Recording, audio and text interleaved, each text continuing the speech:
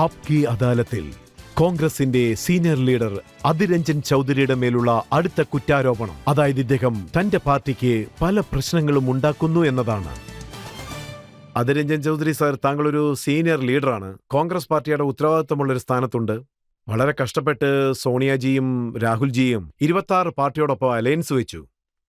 എന്ന് പട്നയിൽ ആദ്യത്തെ അലയൻസ് മീറ്റിംഗ് നടന്നുവോ, അപ്പോൾ താങ്കൾ പറഞ്ഞു തൃണമൂൽ കോൺഗ്രസ് കള്ളന്മാരുടെ പാർട്ടിയാണെന്ന്.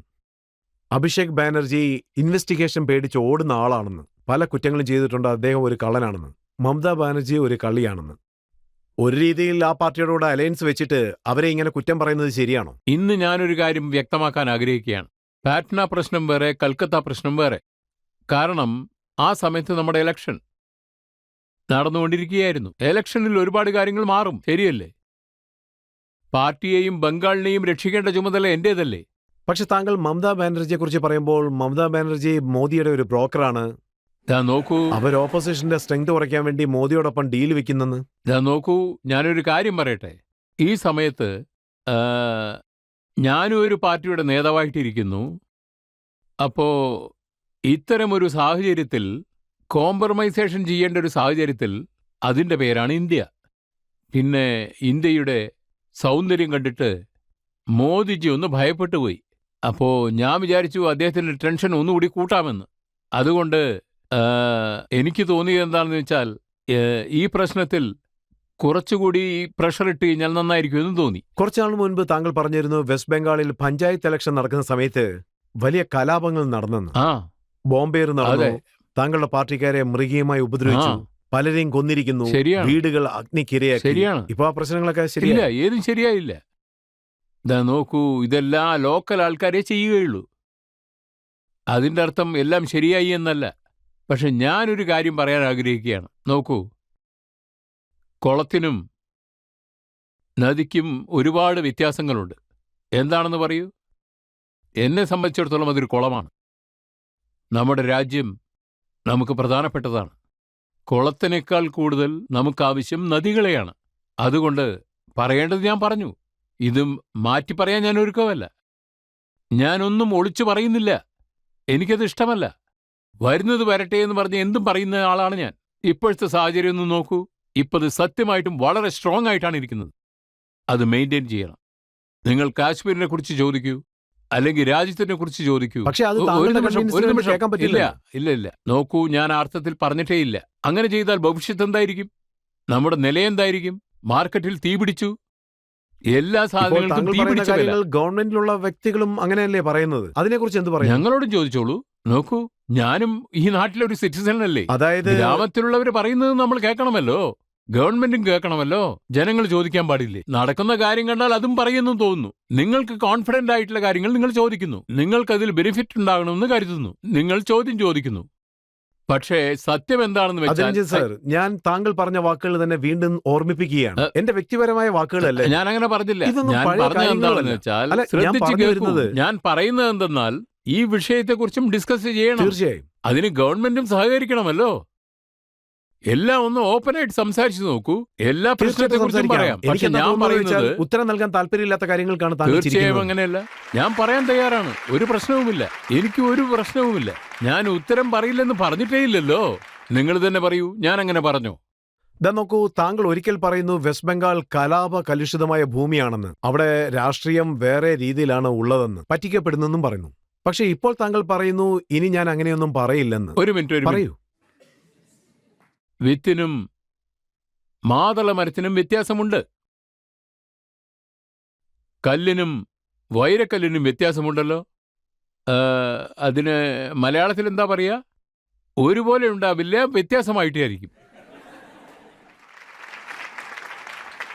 അത് ഞാൻ നന്നായി മനസ്സിലാക്കിയിട്ടുണ്ട്. ഞാൻ താങ്കളോട് മമതാ ബാനർജിയെ കുറിച്ച് താങ്കൾ എന്ത് പറഞ്ഞുവോ അതിനെക്കുറിച്ച് ഒന്നും തന്നെ ചോദിച്ചിട്ടില്ല. എല്ലാം പറഞ്ഞു കഴിഞ്ഞില്ല. ഇനി എന്താ പറയാനുള്ളത്?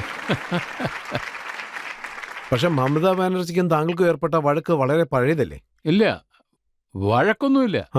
രണ്ടുപേരും രണ്ട് പാർട്ടിയിലാണുള്ളത്. അഭിപ്രായ വ്യത്യാസമുണ്ടാകുമല്ലോ, അത്രമാത്രം. താങ്കൾ കോൺഗ്രസിൽ ഇരിക്കുന്നത് അവർക്ക് ഇഷ്ടമല്ല അല്ലേ? അതെ, വേറെന്തായിരിക്കും? ശരി, താങ്കളുടെ മറ്റൊരു സ്റ്റേറ്റ്മെന്റ് ഞാൻ ഓർമ്മപ്പെടുത്തുകയാണ്. ഇത് കണ്ട് താങ്കളുടെ പാർട്ടിക്കാർ തന്നെ ടെൻഷനായി. അതായത് താങ്കൾ പാർലമെന്റിൽ എന്ത് പറഞ്ഞെന്ന് വെച്ചാൽ രാഹുൽ ഗാന്ധിയെ പപ്പു എന്ന് വിളിക്കുന്നെന്ന് പറഞ്ഞു. ഇല്ല, ഞാൻ അങ്ങനെ പറഞ്ഞില്ല. ഞാൻ പറഞ്ഞത് സത്യം തന്നെ. ഞാൻ പറഞ്ഞത് എന്താണെന്ന് വെച്ചാൽ, ആരൊക്കെ രാഹുൽജിയെ പപ്പു എന്ന് പറയുന്നുവോ അവരെക്കുറിച്ച് ഓർക്കുമ്പോൾ വളരെ സഹതാപമാണ് തോന്നുന്നത് എന്നേ പറയാൻ പറ്റൂ. നമ്മുടെ പ്രധാനമന്ത്രി കൂടി ഇടയ്ക്കിടയ്ക്ക് പുറം രാജ്യത്തൊക്കെ പോകുന്നില്ലേ? രാഹുൽജിയും പോകുന്നുണ്ട്. ഇപ്പോൾ ആലോചിച്ച് നോക്കൂ, പ്രധാനമന്ത്രി എല്ലാ മാസവും പോകുന്നുണ്ട്, രാഹുൽജിയും അടിക്കടിക്ക് പോകുന്നുണ്ട്. എന്താണ് വ്യത്യാസമെന്നാൽ, പ്രധാനമന്ത്രി വെളിയിൽ പോയി സ്പീച്ച് കൊടുക്കുന്നു, അപ്പോൾ അവിടെ ടെലിപ്രോംപ്റ്റിംഗ് ആവശ്യമായി വരുന്നു. അതിലെല്ലാം എഴുതി കാട്ടണം, ഫസ്റ്റ് പേജ് എഴുതി കാട്ടണം. വെളിയിൽ കാണുന്നവർക്ക് അതറിയില്ല, പക്ഷെ സംസാരിക്കുന്നവർക്ക് അതറിയാം. അവിടെ എഴുതിയിരിക്കുന്നത് അങ്ങനെ വായിക്കുകയാണ്. അതിനെയാണ് ടെലിപ്രോംപ്റ്റർ എന്ന് പറയുന്നത്.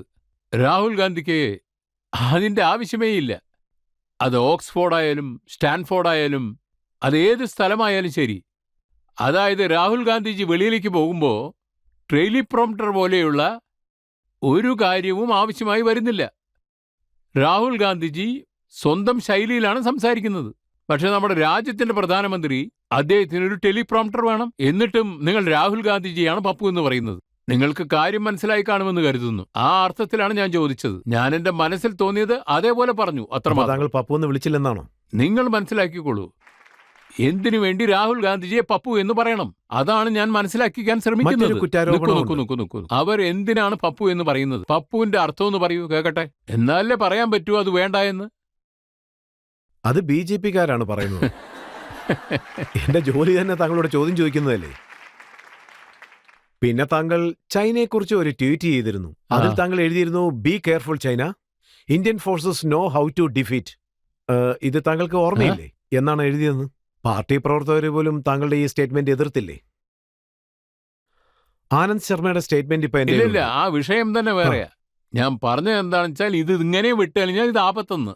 ആ സന്ദർഭം അത് നിങ്ങൾക്ക് കഷ്ടമായിട്ട് തോന്നുന്നില്ലേ? ആനന്ദ് ശർമ്മ പറഞ്ഞിരിക്കുന്നത് താങ്കൾ വേറെ രീതിയിൽ സംസാരിക്കുന്നു എന്ന്. അതായത് അദ്ദേഹം ഇതിൽ പറയുന്നത് എന്താണെന്ന് വെച്ചാൽ, ലോക്സഭാ ലീഡർ അധിരഞ്ജൻ ചൗധരി ചൈനയാണോ താങ്കളുടെ സ്വന്തം? ശരിയാണല്ലോ പറഞ്ഞത്. എന്റെ അഭിപ്രായമല്ലേ ഞാൻ പറഞ്ഞത്. ഞാൻ എന്താ പറഞ്ഞത്? ചൈന നമുക്ക് തലവേദനയായി മാറുമെന്ന്, അത് തീരാത്ത തലവേദനയാകുമെന്ന്, അത്രമാത്രം. ഇപ്പൊ നോക്കൂ, ലഡാക്കിൽ പ്രശ്നം തുടങ്ങി. ഇനി എന്ത് ചെയ്യുമെന്ന് അറിയില്ല. ഞാൻ പറഞ്ഞതിൽ വല്ല തെറ്റുമുണ്ടോ? ഞാൻ എന്റെ അഭിപ്രായമാണ് പറഞ്ഞത്. എനിക്കത് വളരെ ആപത്തായിട്ട് തോന്നി. ചൈന നമുക്ക് വളരെ ആപത്താണ്, അതുകൊണ്ടാണ് പറഞ്ഞത്. ഇപ്പോൾ ലഡാക്കിൽ ഒരു പ്രശ്നവുമില്ല. അരുണാചലിൽ നമ്മളുടെ ഇതിനെ ഇടിച്ചിട്ട് ഒരു ഗ്രാമം ഉണ്ടാക്കുമായിരുന്നില്ല. എനിക്കങ്ങനെ തോന്നി, അതുകൊണ്ടാണ് അങ്ങനെ പറഞ്ഞത്. അത് നമ്മുടെ തലയ്ക്കുമീതെയുള്ള കത്തിയാണെന്ന് എനിക്ക് തോന്നി.